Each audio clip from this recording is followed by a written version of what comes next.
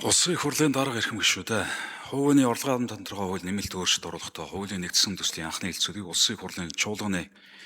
2026 оны 6 дугаар сарын 12-ны өдрийн нэгдсэн хуралдаанаар эцсийн хэлцүүл бэлтгүүлэхээр төсвийн байнгын орон шилжүүлсэн билээ. Төсвийн байнгын орон 2026 оны 6 дугаар сарын 18-ны өдрийн хуралдаанаар хуулийн нэгдсэн төслийн эцсийн хэлцүүлгийг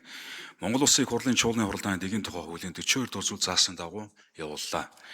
Хуулийн нэгдсэн төслийн эцсийн хэлцүүлгийг явуулах үед улсын их хурлын гишүүдээс асуулт гараагүй болно. Төсвийн байнгын орны хуралдаанаар Монгол Улсын их хурлын чуулганы хуралдааны дэгийн тухай хуулийн 42 дугаар зүйлийн 42-ийн 3 дахь заалтад заасныг баримтлан санал хурааж дэмжигдсэн боловч уг саналаар байнгын орны хуралдаанд оролцсон гишүүдийг 3-ны ойроос доошгүй нь дахин санал хураалах шаардлага гэж үзсэн тул хоёр саналын томьёолоор санал хураалт явуулахад хуралдаанд оролцсон гишүүдийн олонх тэнцсэн болно. Улсын их хурлын нэгдсэн хуралдааны анхны хэлцүүлгээр олонхын санал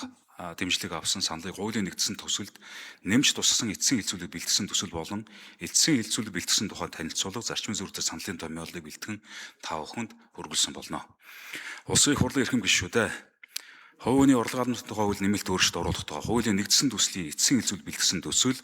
хуулийн төслийг эцсийн хэлцүүлэг бэлтгэсэн тухай танилцуулга зарчмын зөрүүтэй саналын томьёолыг хэлсэн шийдвэрлэхийг тав хүнээс хүсэж байна.